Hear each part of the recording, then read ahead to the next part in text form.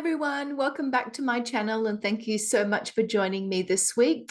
So this week I'm going to be talking about something that I shared on Twitter a couple of weeks ago, and that was to do with the zones of regulation. So if you're interested in hearing more about the zones of regulation, then please keep on watching.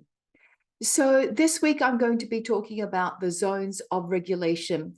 And in my school partnerships, I would say many teachers are reporting that students, because they've been online and in the virtual online environment for the last couple of years or so, have found it quite challenging to adjust back to the in-person classroom situation. So teachers are reporting that they have to actually teach their students expected behavior and group protocols of how to behave in a social situation again. So I thought it would be really useful to use the zones of regulation, which was developed by Dr. Leah Cooper.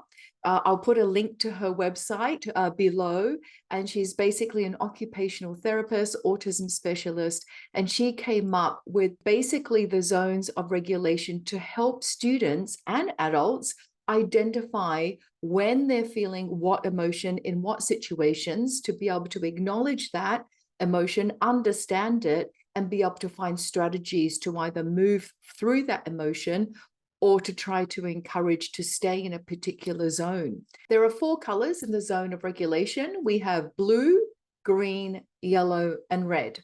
And some of the emotions that are actually associated in the blue zone are if you're sad, if you're bored, if you're tired, or if you're sick. And some of the emotions in the green zone include if you're happy, proud, focused, calm. And the yellow zone involves emotions that are worried, frustrated, maybe silly, maybe excited. And then the red zone are to do with the emotions that are overjoyed, elated, panicked, angry, terrified. So we don't really want to label these emotions as good or bad, because it's natural and normal for humans to go through different types of emotions throughout the day, throughout their lives. But it's important that we recognize when we are feeling a particular emotion and to put a label and a name on it and to recognize it and understand it. And that helps, I think, gives us a better self-awareness in terms of our self-identity. And I think it can help improve our self-esteem as well. So how would we use the zones of regulation in the classroom?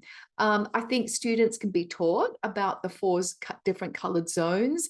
Perhaps it could be on a template, and you can ask your students to give examples of when they feel they're in the blue zone, green zone, yellow zone, or red zone, and what kind of strategies do they use to either move out of that emotion or to move into another emotion. For example, if they're feeling tired and they're in the blue zone, what can they do to move into the green zone so that they feel more calm and more happy? So if you use the zones of regulation with your students, please let me know and share different ideas of how you use it. Please feel free to put it in the comment section below. Thank you so much for joining me again this week, and I hope to see you next time.